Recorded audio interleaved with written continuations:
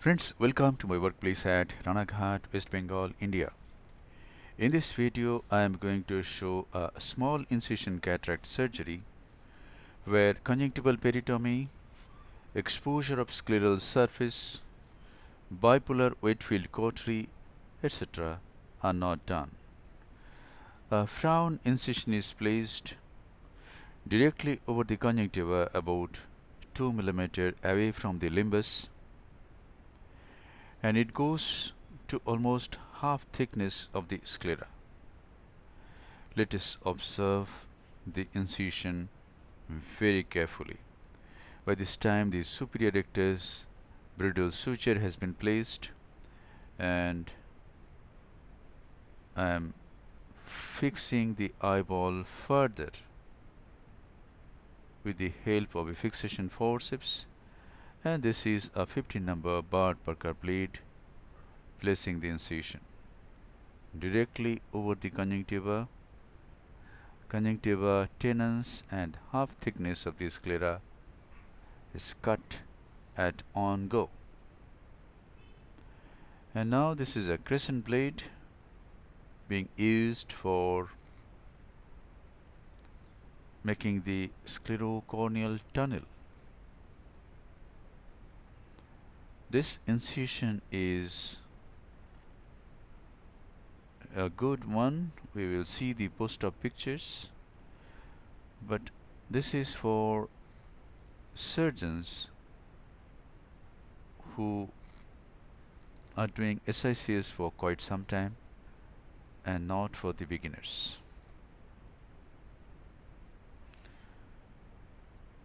The assistant keeps on irrigating so that the bleeding doesn't disturb in making the sclerocorneal tunnel. And now a paracentesis has been done at 8 o'clock, and the anterior capsule has been stained with trypan blue dye. The dye is washed out,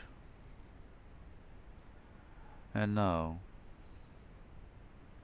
2% SPMC is injected into the anterior chamber. And now capsulorhexis is to be done. In this case, I am using a 26 gauge bend needle cystotome to do the rhexis.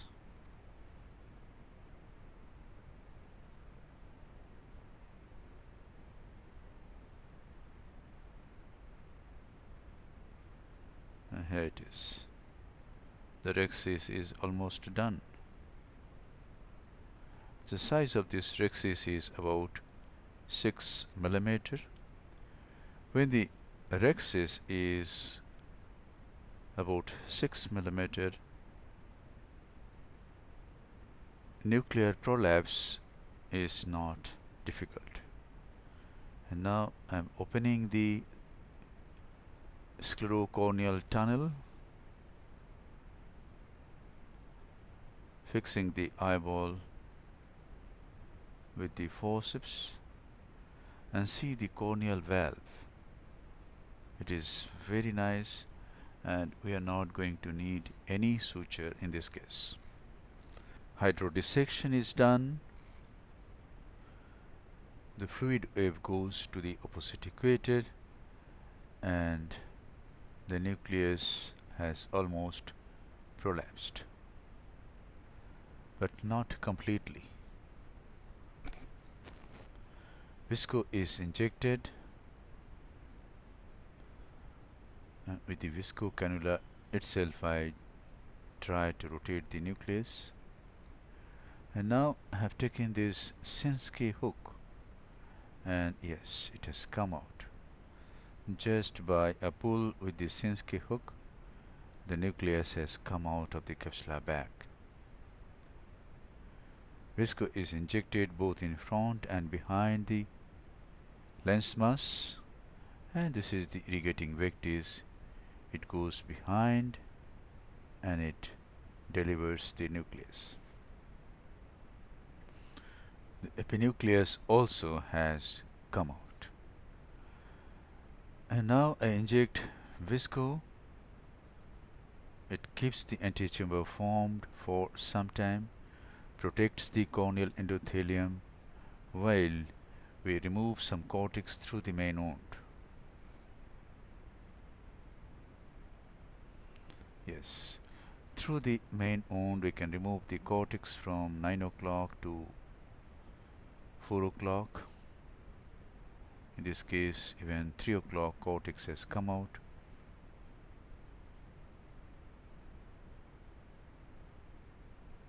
And now I go through the side port and remove the cortex from 12 o'clock, 10 o'clock and 11 o'clock.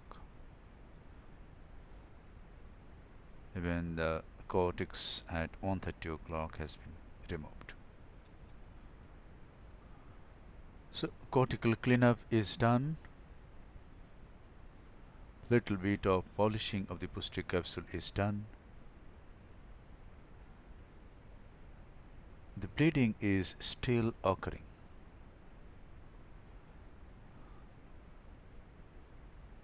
So this is not a good approach for the beginners.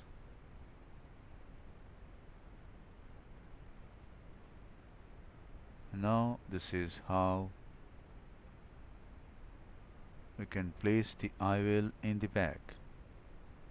The Sinski hook presses on the anterior surface of the IOL, pushes the IOL, the trailing leading haptic goes into the capsular bag, and now we can just dial the trailing haptic into the capsular bag. Yes, it is done. And now the viscoelastic substance that has been used for implanting this intraocular lens must be removed thoroughly. This 23 gauge Simcoe is being used to irrigate some fluid in the anterior chamber. And now I go behind the intraocular lens and irrigate the capsular bag. Just by irrigation, we can remove lot of viscoelastic substance. And then, after irrigating for some time, we can do irrigation and aspiration by the Simcoe and remove all the viscoelastic substance. This is a bit of moxifloxacin, and now the single side port at 8 o'clock in this case is to be closed. Corneal stroma on either side of these stab incisions is hydrated and this stab wound gets closed. And now this is the final lavage of the anterior chamber. At this time, whatever visco sticks to the corneal endothelium is removed. This is a final lavage of the capsular bag, and then the anterior chamber is very nicely formed, placing the irrigating opening of the Simcoe at the main wound. And it is done in this way. The Simcoe cannula is placed after some lavage. It is placed in this way at the wound, facing the irrigating opening faces the anterior chamber, and the anterior chamber is nicely formed. We can check the intraocular pressure digitally, and then we conclude the intraocular maneuvers. And then the superior rectus bridle suture is removed, and this is a subconjunctival injection of gentamicin and dexamethasone. The conjunctiva goes forward and the margins of the conjunctiva oppose to each other, the cut margins of the conjunctiva. And thus this surgery is concluded. I have some post-op pictures taken after 18 hours.